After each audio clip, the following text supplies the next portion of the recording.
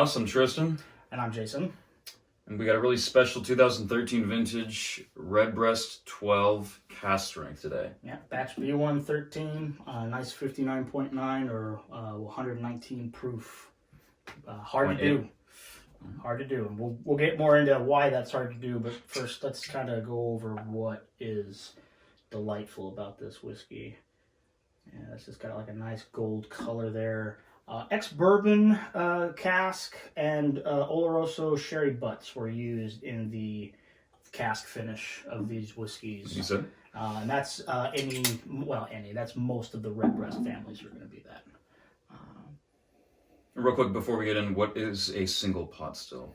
That is a marriage of malted and unmalted barley. The Middleton formula typically tends to do 60% malted barley with 40% unmalted barley. They actually did that ages ago to avoid taxes in England. That is such a delicate nose for being so high proof of a whiskey, or at least a something for 119.8. It's not burning my nostrils. You know, like sometimes you smell like a high proof alcohol and it's like, it's aggressive. No, this is delicate, soft. I get like notes of cinnamon. Some kind of clove or nutmeg, and you get those baking spices for sure. Yeah, just something real nice, approachable. I almost get like some kind of dehydrated fruit, like some kind of citrus maybe. Yeah, it's less on the fresh side. It's more on the dried. Like dried oranges, I think is what I'm getting. Yeah, is specifically is what I'm thinking of. Yeah, I'm getting ginger, honeydew melon, definitely sultana. Toffee, a lot of hallmark bourbon notes are in there too from the cask. You've mentioned before that Irish whiskeys tend to have a little bit of those like tropical fruit notes. Kiwi has come up a few times. In the very background, I get just the faintest amount. Yeah, it is there. It's not quite as prominent as some of the lower proof stuff. Yeah, it's like if somebody... I get it more with age too, I feel, in Irish whiskey. Yeah, it's nice. It doesn't rip your nose too. No. This bottle's been open for a couple years now, so it's definitely oxidized a bit. Yeah, but because of the cask strength, it's definitely held up really well. I mean, there must be some way to measure that, but it's probably closer to maybe 50. I mean, I'm sure there's a way to like tell how much is still there, like percent wise, but that's outside of me. The palate's rich, nutty. Dense spiced banana bread, seared kiwi, manuka honey. It's kind of dusty. Yeah, I almost get like a dusty chocolate kind of in the cacao powder thing.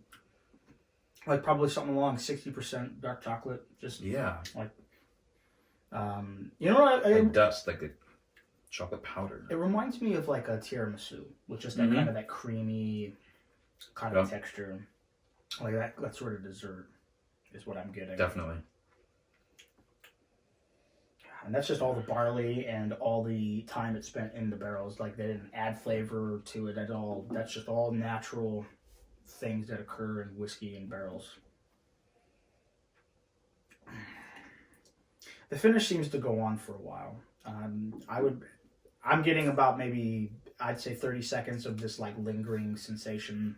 It might go on a little longer. I think I'd probably last about 30 seconds. Yeah. I'm getting like that coarsely ground cinnamon stick, some cola, some sarsaparilla, some lightly seared menthol. Like the cola nut, right? Yeah. Really interesting stuff. I find it's best if you open your mouth a little when you inhale, because that's where it all starts for your flavor, and then the vapors hit the tongue a little bit, so it kind of almost like sets you up for what you can look forward to.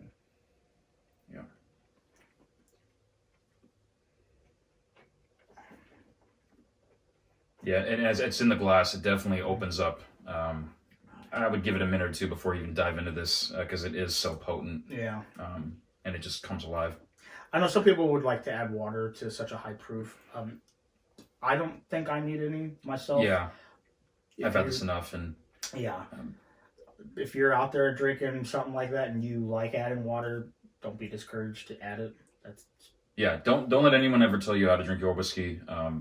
I would recommend to a novice or someone just getting into cask strength whiskey specifically, definitely feel free to add a few drops. I always like to say, drink your first sip completely neat. I don't care what proof it is, just try it neat. 40 to 60, just try it. Yeah, and then add a little water until it's perfect for you. You obviously can't take the water out, so don't add too much. Start small, go up. Yeah, typically to get the most enjoyment, could add a drop or two to this, but we've had about that much of the bottle. Now that I've mentioned the chocolate thing, I'm starting to get like notes of like fudge. Just that kind of like that, again, going into that kind of creamier chocolate. It's just something I'm starting to notice. It is creamy. It's an interesting balance of creamy and, like we said, dusty with like the confectionarily dusty.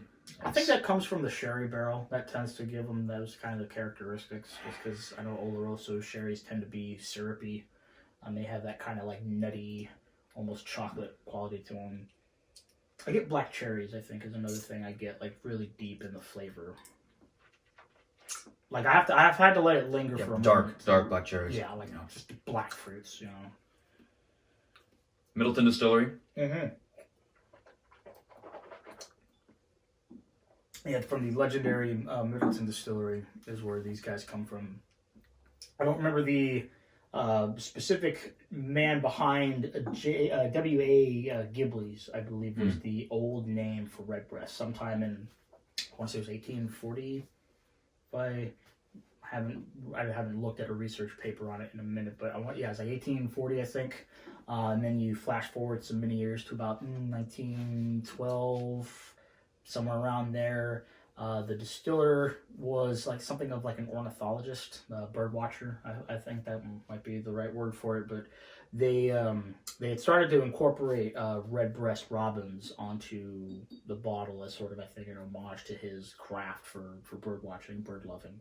And then eventually, I think it was like W.A. Ghiblis presents Jameson's Redbreast, something like that. Like that's how those the dialogue for a lot of that goes down. But nowadays they've taken all that off, and now it'll just say Redbreast on it. I want to say they closed down in 1984, before I think consolidating all their resources out to Middleton. And so now all of these are all under the one umbrella of Middleton, and Middleton is Jameson, Redbreast, Green Spot, Powers. A lot of the well-known Irish brands are going to come out of there. Yeah.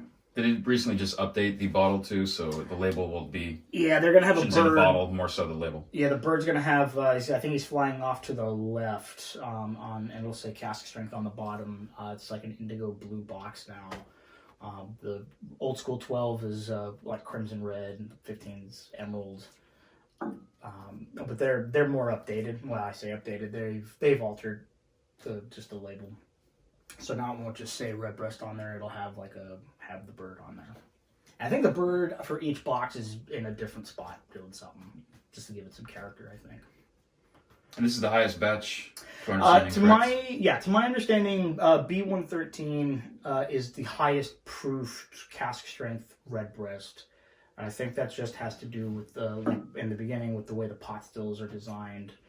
They get up to 140 or 70% in the stills, and then when they take them out and barrel them, angel share is a natural thing that just evaporates the liquid, and so as a result, you lose it being that high.